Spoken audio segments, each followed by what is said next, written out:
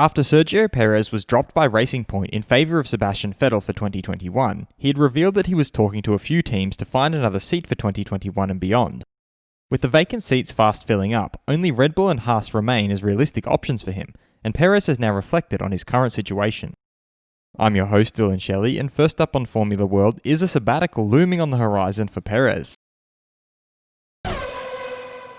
Perez began by outlining how he still has hopes, but admits that it is getting late in the season.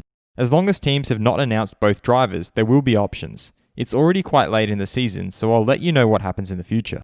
He reiterated that this might lead to a year off from F1. It's so late now, and it looks like I will know whether I continue in Formula 1 or not quite late in the year. So a sabbatical, it's an option. We will see what happens in the next couple of weeks. A year's rest is another option, but we just have to see what will happen in the coming weeks. I do want to have clarity soon because then I can start planning. He signed off by touching on how this year has been one of lost opportunities. I think it's been a year of lost opportunities in a way, you know? We lost the podium in Austria where we were running third and we made the wrong call at the time. We had the same last weekend in Imola, so 2 podiums lost plus all the other aspects. Fast feed.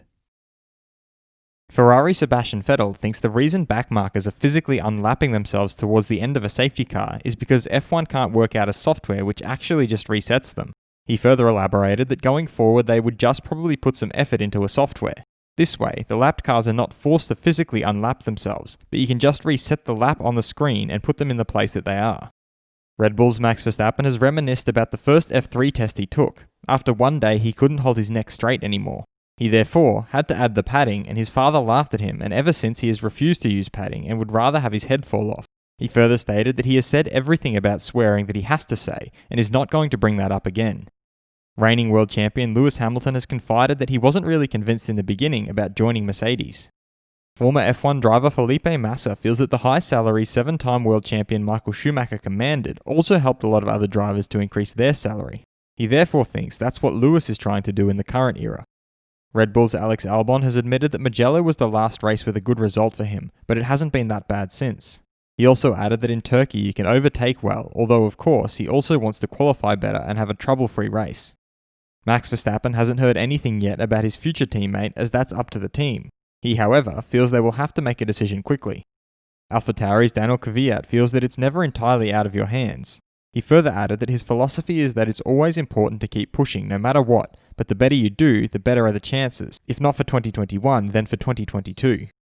Former F1 driver turned analyst Jolyon Palmer is of the opinion that if Hamilton decides to leave Mercedes, they will take Verstappen in and they will have the biggest driver in F1 in their team for the next few years.